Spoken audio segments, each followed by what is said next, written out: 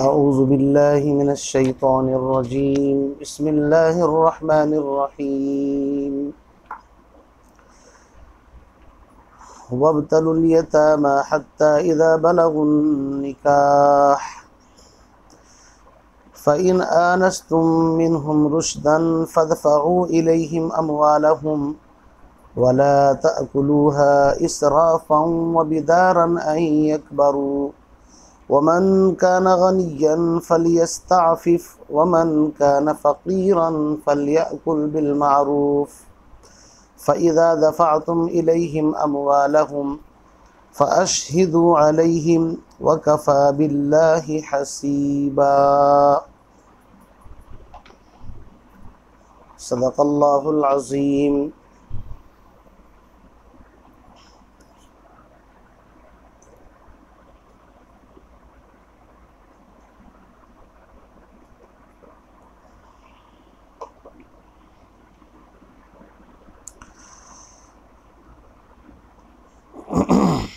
इससे पहली आयत में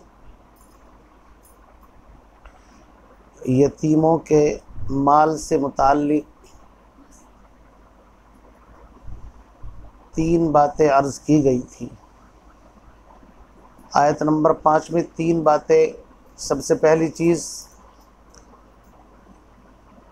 कि यतीम जब तक उनके अंदर कम अक़ली है, अक़ल की कमी कोताही है और वो छोटे हैं, तो यतीम के सरपरस्त उनके अवलिया को चाहिए कि वला तुअतुस्सुफ़हा अमवालकुम, तुम अपने माल उनको सुपुर्द मत करो, वो माल अल्लती जअलल्लाहु लकुम क़ियामा, कि जिस माल को अल्लाह ने तुम्हारे लिए ज़रिया माश, तुम्हारी ज़िंदगी गुजारने का ज़रिया और तुम्हारे क़याम और बक़ा का ज़रिया बनाया है। इसकी तफसील मैं आपके सामने कर चुका हूँ अल्हम्दुलिल्लाह कि माल का इस्लाम में क्या हुक्म है। इसके बारे में जो मुख्तलिफ़ बातें हैं इफ़रात व तफरीत से हटकर वो मैं आपके सामने बयान कर चुका हूँ। तो फरमाया कि बेवकूफ़ों को माल न दिया जाए, चूँकि इससे निज़ाम तमद्दुन ख़राब होने का अंदेशा है। दूसरी चीज़ फरमाई अलबत्ता वर्ज़ुक़ूहुम फ़ीहा वक्सूहुम, उस माल में से इफ़रात और तफरीत से हट करके उनकी रियायत करते हुए फ़राख दिली के साथ जायज़ और उनकी जो हाजतें हैं खाने से पीने से मुताल्लिक़ उनको पूरा किया जाए। और तीसरी चीज़ फरमाई थी वक़ूलू लहुम क़ौलन मारूफ़ा, अगर वो किसी के बहकाए में आकर के आपसे मुतालबा करें और आप चूँकि नहीं दे रहे हैं उनके बचपने की वजह से, तो हो सकता है वो दिल गिरफ्ता हों, परेशान हों और कहें कि माल भी हमारा है और हमें नहीं मिल रहा है। तो इस बात पर आप ये सोच लो कि चूँकि ये कम अक़ल हैं, नादान हैं और कम अक़ली की वजह से अगर इस तरह की बातें कर रहे हैं तो आप उसका कोई बुरा भी ना माने, बल्कि आप अपनी सरपरस्ती की हैसियत को मद्देनज़र रखते हुए वक़ूलू लहुम क़ौलन मारूफ़ा, आप उनसे बेहतरीन उम्दा गुफ्तगू करें। उनकी दिलजोई के लिए उनसे कहें कि भाई माल आपका है, आप ही को मिल जाएगा, आप थोड़ा सा सब्र कर लीजिए। इस तरह की बेहतरीन बातें आप उनसे कहें। इसमें इशारा इस तरफ भी है कि जब कम अक़ली होती है तो आम तौर से कम अक़ली की वजह से इंसान को माज़ूर और मजबूर समझना चाहिए। शरीयत के अंदर भी अहकाम ज़ाब्ता यही है कि अक़ल जब आ जाती है, बालिग हो जाता है, तभी नमाज, रोज़ा, हज, ज़कात, क़ुरबानी सारे अहकाम उस पर फ़र्ज़ होते हैं। और बालिग होने से पहले चूँकि अक़ल मुकम्मल नहीं होती तो वो ट्रेनिंग का ज़माना होता है, और ट्रेनिंग के ज़माने के अंदर अगर गलती कोताही हो जाए तो उसको माफ़ किया जाता है, दरगुज़र किया जाता है। इससे इशारतुन नस के तौर पर ये बात भी मालूम हुई कि जो छोटे बच्चे मदरसों के अंदर पढ़ते हैं, स्कूल के अंदर या कहीं और पर तालीम और ताल्लुम के अंदर लगे हुए हैं, उनके मुरब्बी, उस्ताज़ और उनके जो मतलब पीर हैं, शेख हैं, मदरसों में पढ़ाने वाले, उनको चाहिए कि वो बच्चों की अक़ल को सामने रख करके उनके बारे में फ़ैसला करें। अगर उनसे कोई गलती कोताही हो जाए या कोई इस तरह की बात सरजद हो तो वक़ूलू लहुम क़ौलन मारूफ़ा, उस्ताद को, मुरब्बी को चाहिए कि अच्छे अंदाज से समझा कर इफ़हाम व तफ़हीम के साथ उनको गाइड करे। इसलिए कि समझाने का जो असर होता है वो इंसान के डायरेक्ट दिलो दिमाग के अंदर एक जगह बनाता है और बड़े होकर के फिर उसका फ़ायदा ये होगा कि वो उसको अपना मोहसिन समझता है। अलबत्ता मार पिटाई अगर की जाए तो कम अक़ल के साथ मार पिटाई इतनी कारामद नहीं है, फ़ायदेमंद चीज़ नहीं है।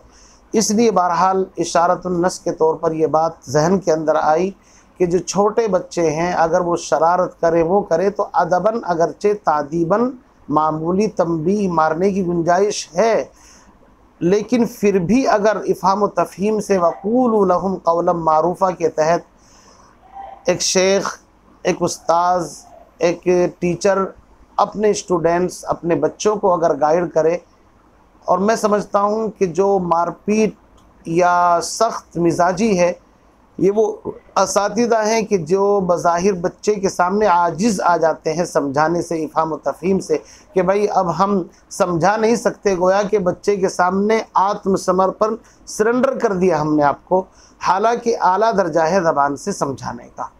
बहरहाल ये बात में से बात निकल गई दरमियान में, वरना इस सबक तो हो चुका था।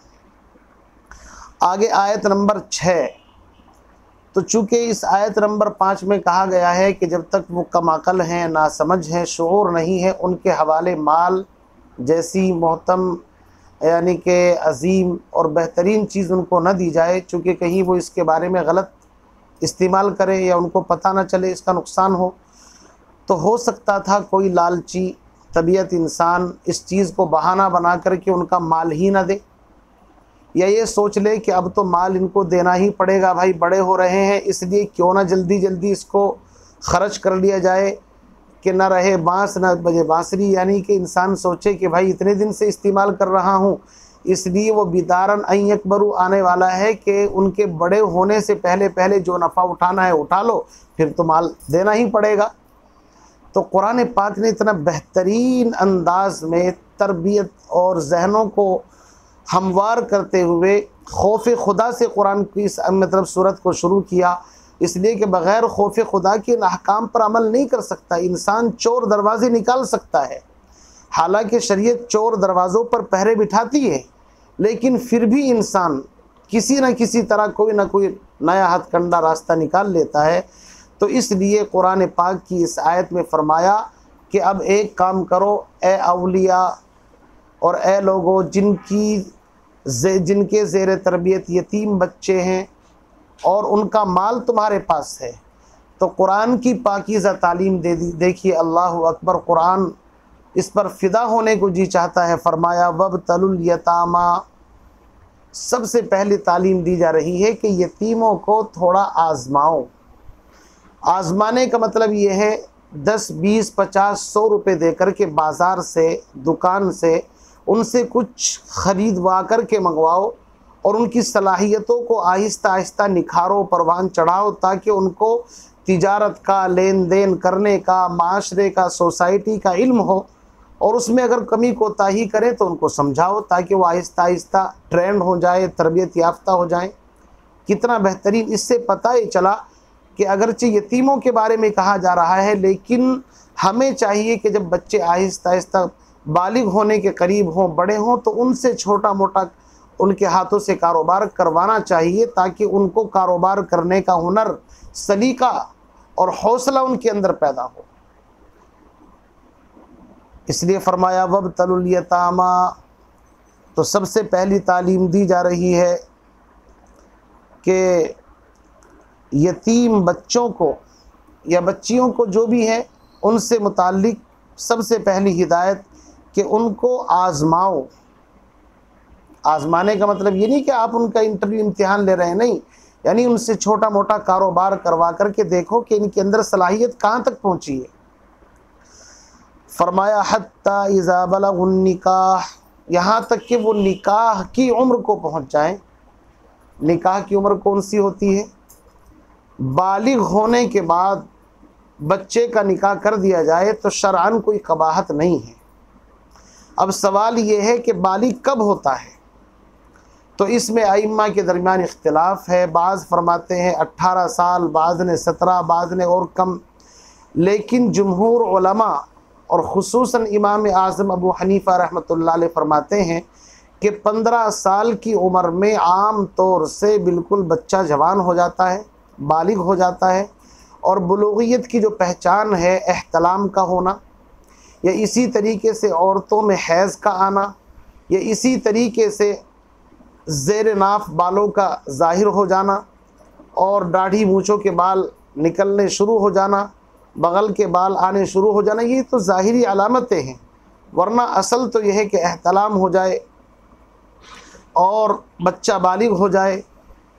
लेकिन इमाम आज़म अबू हनीफ़ा रहमतुल्लाह अलैह ने अपने ज़माने के एतबार से उम्र मुतय्यन की है, लेकिन आजकल जो देखने में आ रहा है अमूमन, तो वो तकरीबन उससे भी पहले ही, चूँकि आज जदीद मेडिकल साइंस इसकी रोशनी में जो रिसर्च, जो तहकीक सामने आ रही है कि इंसान जो फ़ास्ट ग़िज़ाएँ इस्तेमाल कर रहा है, फ़ास्ट फूड, इसी तरीके से बॉयलर मुर्गा मुर्गी और इंजेक्शन लगे हुए सब्ज़ियाँ और पता नहीं क्या क्या चीज़ें, तो इनकी वजह से उमूमन बच्चे और बच्चियाँ 15 साल से पहले ही बालिग होने शुरू हो गए।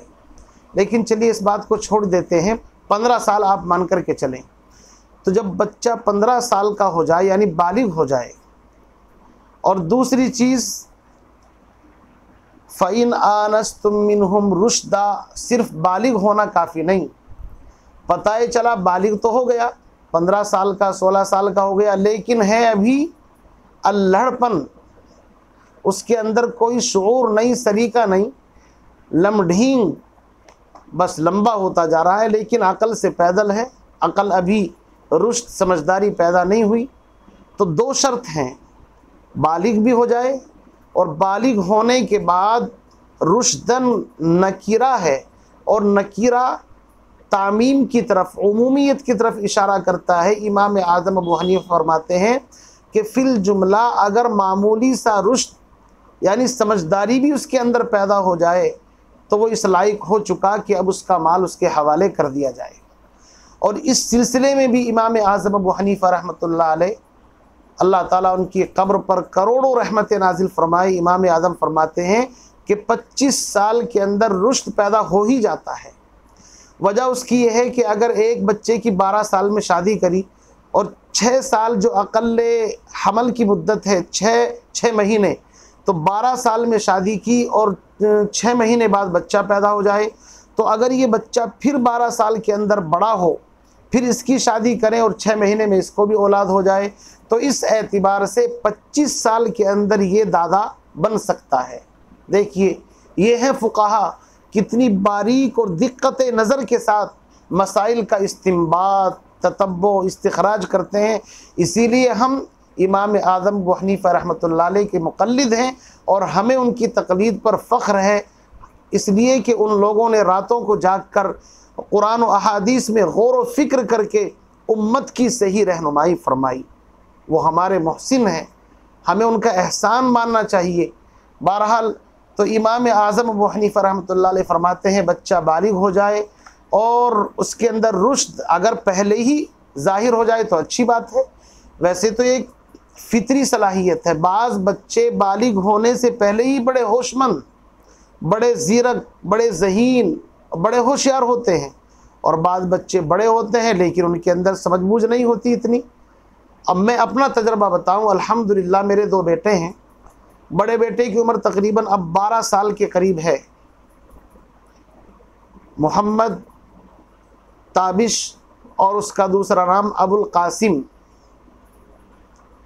तो माशाल्लाह हिफ्ज़ कर रहा है और अल्हम्दुलिल्लाह तकरीबन 25-26 पारे भी हो चुके हैं। और बम्बई के अंदर रहते हुए इंग्लिश मीडियम से 5वीं क्लास भी उसने कर ली थी, तो उसके बाद उसको मुस्तकिल हिफ्ज़ में लगा दिया ताकि जहन एक तरफ हो जाए, उसके बाद इंशाल्लाह फिर देखेंगे। एक तरफ तो 12 साल का बच्चा है, मैं ख़ुद अपना तजर्बा बता रहा हूँ, और दूसरी तरफ एक छोटा बच्चा है जिसकी उम्र अभी 6 साल है, यानी उससे निस्फ, आधी उम्र। अल मुनीब अहमद, जिसकी पैदाइश माशाअल्लाह मुंबई के अंदर हुई, वो बच्चा इतना चुलबुला, इतना ज़हीन फ़तीन अल्हम्दुलिल्लाह है, अल्लाह नज़र बद से हिफाजत फरमाए। वो अभी से इस तरह की बातें करता है कि उसकी बातें सुन कर के हमें और उसकी वालदा और उसकी बहनों को, भाइयों को ताज्जुब होता है कि आखिर इसके अंदर इतना दिमाग, ऐसी बातें जो बड़े लोग करते हैं उमूमन।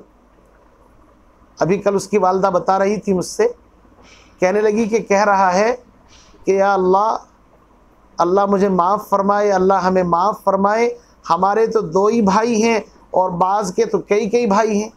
बताइए, छोटा सा बच्चा ऐसी बातें, और भी बहुत सारी उसकी इस तरह की बातें हैं जो बड़ी अजीब व गरीब है। यहाँ असातिज़ा कारी साजिद साहब हैं, कारी सईद साहब हैं जो पढ़ाते हैं, वो उस बच्चे से बहुत दिल लगी मजाक भी करते हैं, क्योंकि उसकी बातों में बड़ा मज़ा आता है। और कभी कभी वो इस तरह की हरकतें करता है कि देख कर के लगता है इसको बाकायदा समझा रहा है, कोई बता रहा है। तो एक दिन अभी एक छोटा सा वो लेकर के, एक बड़ी सी रील थी और वो एक कपड़ा लेकर के मुझसे सवाल कर रहा है कि जी अब्बू बताइए आप क्या कहना चाहें अपनी अम्मी से, यानी एक मीडिया वाले की तरह एक सवाल कर रहा है। तो इन चीज़ों को देख कर के बच्चे की सलाहियतों का अंदाज़ा होता है। तो ये फितरी चीज़ें भी होती हैं। तो बाद बच्चा बालिग होने तक अल्हम्दुलिल्लाह अकल आ ही जाती है। वैसे तो अकल ताम 40 साल की उम्र के अंदर होती है। 40 साल उम्र अजीज़त गुज़िश्त, मिजाजे तो अजहाल तिफरी नगश्त। हम जैसे लोग तो क्या आपको बताएं, 40 साल की शादी तेरी उम्र हो चुकी है, लेकिन शादी तेरा मिजाज अभी बच्चों जैसा मिजाज है, तो वही मिजाज हमारा है। बहरहाल ये फितरी सलाहियतें होती हैं। बाज़ के अंदर रुश्द उससे पहले ही ज़ाहिर हो जाता है, समझदारी, और बाज़ के अंदर उसके बाद। लेकिन कहने का मकसद ये है कि इमाम आज़म अबू हनीफ़ा ने 25 साल उम्र इसलिए तहदीद फरमा दी कि अगर 25 साल के बाद भी माल नहीं दिया जाएगा तो एक शक्ल तो यह है कि उसका माल वो दूसरों के कब्ज़े के अंदर है।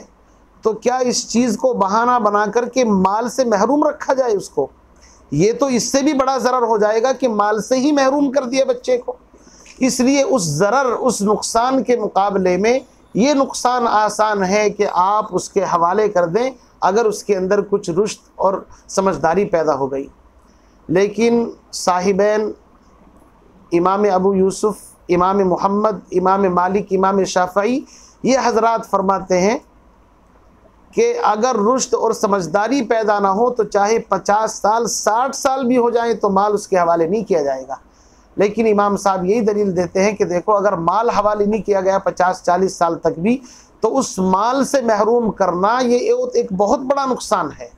और जब इंसान 2 मुसीबतों में, तकलीफ़ों के अंदर घिर जाए तो उनमें से जो आसान होती है उसको चुन लिया जाता है।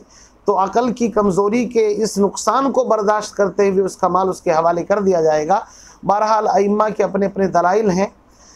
तो अर्ज़ करने का मकसद ये है कि वैसे तो ये रुश्द एक फ़ितरी चीज़ है, अल्लाह की तरफ से आता है। बाज़ बच्चों के अंदर, छोटे छोटों के अंदर सलाहियत पैदा हो जाती है।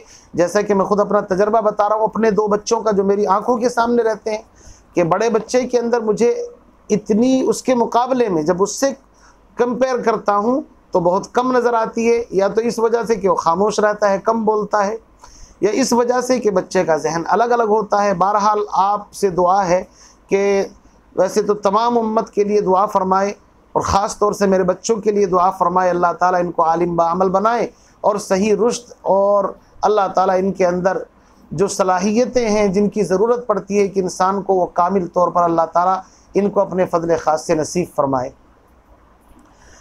बहरहाल तो कुरान ने कहा फ़इन आनस्तुम मिनहुम रुश्दन, बस अगर बच्चे जब बालिग हो जाएं, निकाह के करीब यानी निकाह की उम्र को पहुँच जाएं, और फ़इन आनस्तुम मिनहुम रुश्दा, फिर तुम उनके अंदर रुश्द, समझबूझ महसूस करो, तुम्हें पता लगे कि हाँ समझबूझ है, फ़दफ़उ इलैहिम अमवालहुम, तो अब फरमाया उनके माल उनके हवाले कर दो। हाँ, अब इसको रोक करके मत रखो, टाल मटोल मत करो, बहाने मत बनाओ। जिसका माल है वो अमानत था, अब वो बच्चे बड़े हो गए, उनके पास उनका माल पहुंचा दो। और आगे हिदायत दी, देखिए पाकीज़ा हिदायत, वला ताकुलूहा इसराफन व बिदारन अन यकबरू,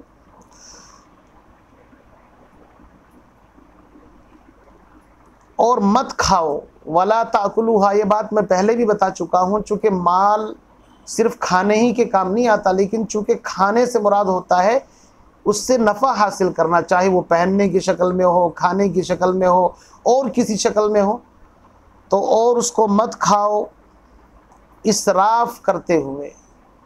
हद से ज़्यादा फजूल खर्ची करने को इसराफ कहते हैं।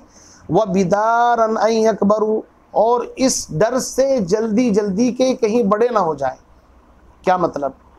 यहाँ पर दो बातें कही गई हैं कि अब बच्चे बड़े हो गए, माल उनको देना है, तो हो सकता है वली या सरपरस्त या जिसके कब्ज़े में वो माल है, अब उसके जहन के अंदर ये बात शैतान डाले, ये इंसानी फितरत है कि इंसान माल का लालची है, सोचे कि माल देना पड़ेगा तो क्यों ना जल्दी जल्दी अपनी ज़रूरतें भी उससे पूरी कर ली जाए, या बच्चे के ऊपर इस अंदाज से ख़र्च कर दिया जाए कि बच्चा मुझे अपना मोहसिन समझे, हालांकि उसी की थैली में से वो माल खर्च करना है। तो फरमाया वला ताकुलूहा इसराफन, एक लफ्ज़ आता है इसराफ, एक लफ्ज़ आता है तबज़ीर। कुरान पाक में दोनों लफ्ज़ अपने अपने मकाम पर आते हैं। कहीं फरमाया कुलू वशरबू वला तुसरिफू, खाओ पियो लेकिन इसराफ ना करो। इन्नल्लाह ला युहिब्बुल मुसरिफीन, अल्लाह मुसरिफीन को पसंद नहीं करता। और एक जगह अल्लाह ने फरमाया इन्नल मुबज़्ज़िरीन कानू इख्वान शयातीन, मुबज़्ज़िरीन शैतान के भाई हैं। तो दोनों में फ़र्क क्या है, आगे चल कर के जहाँ ये आयत आएगी इंशाअल्लाह वहाँ हम वाज़े करेंगे। लेकिन याद रखिए, इसराफ़ का मतलब ये होता है जायज़ चीज़ें, जो इंसान की जायज़ ज़रूरतें हैं, उन जायज़ ज़रूरतों में भी हद से ज़्यादा तजावुज़ करना, इसको इसराफ़ कहते हैं। मसलन खाना खाना इंसान की ज़रूरत है, लेकिन एक मीडियम खाना 500 रुपये में या 400 रुपये में आदमी खा सकता है, लेकिन वो उस खाने में खर्च कर रहा है 5000 रुपये 5 स्टार होटल के अंदर, 3 स्टार होटल के अंदर 4000 5000। मसलन ज़रूरत पूरी हो सकती है साइकिल से, लेकिन वो मोटरसाइकिल के ख़रीद करके दे रहा है। ज़रूरत मोटरसाइकिल से पूरी हो सकती है, वो 4 व्हीलर ख़रीद करके दिया जा रहा है। और बच्चा समझ नहीं पा रहा इस बात को कि तेरी ही जेब खाली हो रही है। तो इसको कहा इसराफ़, यानी एक लिमिट। अपनी औलाद की तरह जो जायज़ ज़रूरतें हैं उसको तो कुरान पहले ही कह चुका है, वर्ज़ुक़ूहुम वक्सूहुम, खिलाने पिलाने में तंगी ना करो, लेकिन शर्त लगा दी, गाड़ी के अंदर ब्रेक लगा दिया कि खिलाना पिलाना और ज़रूरत पूरी करने में इसराफ़ नहीं करना है, हद से ज़्यादा नहीं बढ़ना है, ये इसराफ़ है। और नाजायज़ कामों में खर्च करने को तबज़ीर कहते हैं। इसीलिए उसको फरमाया इन्नल मुबज़्ज़िरीन कानू इख्वान शयातीन। तो जायज़ उमूर में ख़र्च करना लिमिट से ज़्यादा, इसको इसराफ़, ये भी अल्लाह को पसंद नहीं। और नाजायज़ उमूर में नाजायज़ कामों में ख़र्च करना, ये तो इसराफ़ से भी बढ़कर के तबज़ीर है। उसको तो कुरान ने शैतान के भाई कहा है, इन्नल मुबज़्ज़िरीन कानू इख्वान शयातीन। बहरहाल फरमाया वला ताकुलूहा इसराफ़न, इसराफ़ ज़्यादती करते हुए, हद से तजावुज़ करते हुए खर्च मत करना। और दूसरी शर्त व बिदारन अन यकबरू, लफ्ज़ बिदार कहते हैं बड़ा होने के खौफ की वजह से तुम्हारे दिल में खौफ बैठ गया, ये अंदेशा है कि यार बड़े हो गए, माल देना पड़ेगा, इसलिए क्यों ना जल्दी जल्दी इसको खर्च कर लिया जाए। तो अगर उनकी हमदर्दी पेश नज़र है, अल्लाह उसको जानता है, और हमदर्दी के रूप में, हमदर्दी के दिखावे के अंदर से कुछ और नियत है कि कहीं बड़े होकर के माल देना पड़ेगा, तो आज तुम्हारे हाथ लगा हुआ है तो आराम से मज़े से उड़ाओ, खाओ। कुरान ने कहा है वह बिदारन अन यकबरू, और उनके बड़े होने के खौफ से जल्दी जल्दी खर्च करो, इसकी इजाज़त नहीं है। आगे फरमाया वमन कान गनियन फलियस्ताफिफ। अब जो औलिया हैं या जिनके कब्ज़े में माल है, वो 2 तरह के लोग हो सकते हैं। देखिए कुरान ने उनका भी ख्याल किया। अगर वो गनी है, मालदार है, अल्लाह ने सब कुछ दिया है, तो यतीम के माल से 1 पाई भी अपने ऊपर इस्तेमाल ना करें, बल्कि महज सवाब और लिवजहिल्लाह, अल्लाह की रज़ा की खातिर अपनी ज़िम्मेदारी का एहसास करते हुए इस काम को अंजाम दे, इसका अजर अल्लाह देगा। चूँकि यतीम की परवरिश कोई मामूली बात नहीं, बड़े अजर व सवाब का काम है। तो फरमाया वमन कान गनियन फलियस्ताफिफ, अगर ये सरपरस्त जिसके पास यतीम का माल था, गनी और साहिब हैसियत है, अल्लाह ने बहुत कुछ इसको दिया है, फल यस्ताफिफ, तो इसको चाहिए मुकम्मल तरीके से इस्तीफाफ, परहेज़गारी के साथ, एहतियात के साथ ज़िंदगी गुजारे, उसके माल में से ना ले। वमन कान फ़कीरन फलयअकुल बिलमारूफ़, लेकिन अगर वो फ़कीर है, मोहताज है, ज़रूरतमंद है, जिसके ज़ेर तरबियत, जिसकी कफ़ालत या जिसकी ज़ेर निगरानी यतीम है, यानी वो निगरान और वो मुहाफिज़ और वो वली और वो सरपरस्त, वो बेचारा ख़ुद गरीब है, लेकिन वारिस जो उसके पास रहता है यतीम, उसके पास बहुत माल है, बड़ी दुकानें हैं, कारखाने हैं, फैक्ट्रियां हैं, नौकर चाकर हैं, खेती बाड़ी है, वहाँ मज़दूरों को भेजना है, वहाँ उनका हिसाब किताब रखना है। तो फरमाया कि इसका बेहतर तरीका ये है कि मुतवस्सित दर्जे में जिससे उसकी ज़रूरतें पूरी हो जाएं, फलयअकुल बिलमारूफ़ का मतलब उलमा ने अलग अलग लिखा है।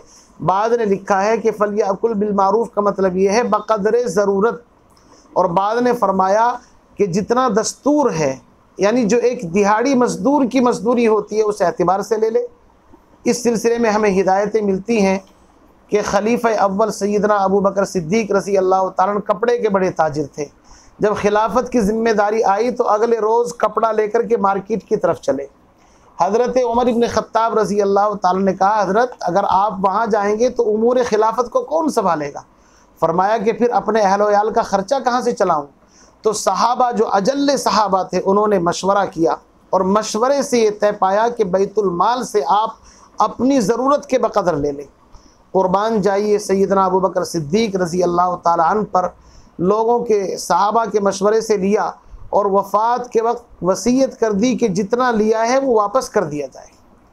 तो शायद उनका मकान या कोई चीज़ बेच कर के वापस किया गया। ऐसा ही हज़रत उमर इब्न ख़त्ताब रज़ी अल्लाह तआला अन्हु ने जितना भी बैतुल माल से लिया उस तमाम को वापस लौटा दिया।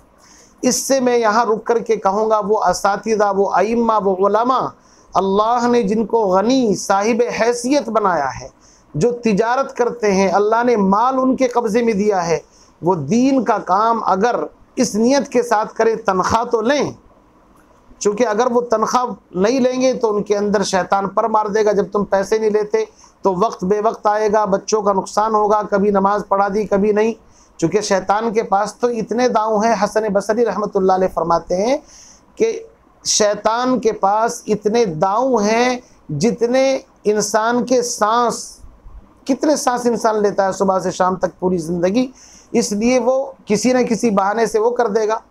तनख्वाह लो, लेकिन बाद में आप उसको चाहो तो लौटा दो कि लो जी, जैसे मुफ्ती सईद अहमद साहब पालनपुरी जो हमारे उस्ताद हैं मुहद्दिस कबीर, उनके बारे में मैंने पढ़ा भी है, सुना भी है कि हज़रत ने दारुल उलूम देवबंद को सारी तनख्वाह वापस कर दी थी।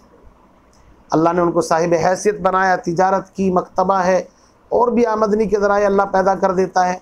इसी तरह और अकाबिर के बारे में भी बाज़ के सुना है। तो ये इशारतुन्नस की बातें होती हैं। कुरान पाक की तफसीर तो यतीमों के बारे में चल रही है कि उनके जो सरपरस्त हैं अगर वो गनी हैं, मालदार हैं, तो बिल्कुल भी ना लें यतीमों के माल में से। लेकिन आगे फरमाया वमन कान फ़कीरन, अगर वो फ़कीर ज़रूरतमंद है, फलयअकुल बिलमारूफ़, तो दस्तूर के मुताबिक बक़द्र ज़रूरत उसमें से ले ले, इसमें कोई हरज नहीं है। इसलिए कि सूरह बकरा आयत नंबर 220 के अंदर गुजर चुका है, वल्लाहु यअलमुल मुफ़सिद मिनल मुस्लिह, अल्लाह फसादी को भी जानता है, इस्लाह करने वाले को भी जानता है कि किसकी नीयत खोट की है और किसकी नीयत क्या है, सारी चीज़ों को जानता है। अल्लाह से कोई चीज़ पोशीदा नहीं है। फरमाया फ़इज़ा दफ़अतुम इलैहिम अमवालहुम, ये बेहतरीन हिदायत है कि जब तुम यतीमों को उनके माल उनके हवाले करो, फ़अशहिदू अलैहिम, तो इस पर गवाह बना लो। गवाह इमाम आज़म फरमाते हैं कि गवाह बनाना मुस्तहब है, बेहतर है, लेकिन इमाम शाफ़ई, इमाम मालिक फरमाते हैं वाजिब है, ज़रूरी है। वैसे तो कुरान पाक की आयत कई आयतें इस पर शाहिद है। या अय्युहल्लज़ीना आमनू इज़ा तदायनतुम बिदैनिन इला अजलिन मुसम्मन फक्तुबू, जब तुम बेअ सलम या कर्ज का कोई मामला करो किसी मुद्दत तक के लिए तो उसको लिख लिया करो, और उसमें गवाह बनाने का भी जिक्र है। आज उम्मत के अंदर से ये दोनों अमल छूट चुके हैं, जिसकी वजह से फिर आपस में नज़ा, झगड़े, फसादात होते हैं। भाई किसके सामने दिया था, ये बात तय नहीं हुई थी। हम इस चीज़ के अंदर शर्म महसूस करते हैं कि अगर गवाह बनाएंगे, लिख कर के देंगे, तो शायद अगले वाला समझेगा कि भाई इसको एतमाद नहीं है ना। तो हम बड़े सूफी जी बन जाते हैं अपनी पर्सनैलिटी इमेज बनाने के लिए कि नहीं जी हमें तो आप पर एतमाद है, लो ले जाओ। फिर बाद में झगड़े फसाद होते हैं। कुरान पाक इंसानियत की कमज़ोरी को जानता है, इसलिए वो मेन पॉइंट के ऊपर फोकस करता है। कुरान ने हिदायत दी कि कोई मामला करो, उसको लिखो, उस पर गवाह बनाओ। आगे चल कर के सूरह माइदा के अंदर भी इंशाअल्लाह आखिर के जो रुके उसके अंदर भी आएगा, पहले लिख और पीछे दे, भूल पड़े कागज़ से ले। ये पुरानी कहावत आज बनियों के अंदर आज भी ये अमल है। पहले लिखेंगे, पूरी फहरिस्त बनेगी, फिर सामान निकलेगा, फिर निशान लगेगा, फिर चेक होगा। चुनांचे वो तिजारत में तरक्की कर रहे हैं। तो मेरे अजीज़ बुजुर्गों भाइयों, इन मामलात को जो कुरान पाक मुझे आपको सिखा रहा है, कुरान पाक की आयत ये नहीं कि सिर्फ यतीमों के सिलसिले में है, इसलिए कि अल इबरतु लिउमूमिल अल्फाज ला लि खुसूसिल मौरिद।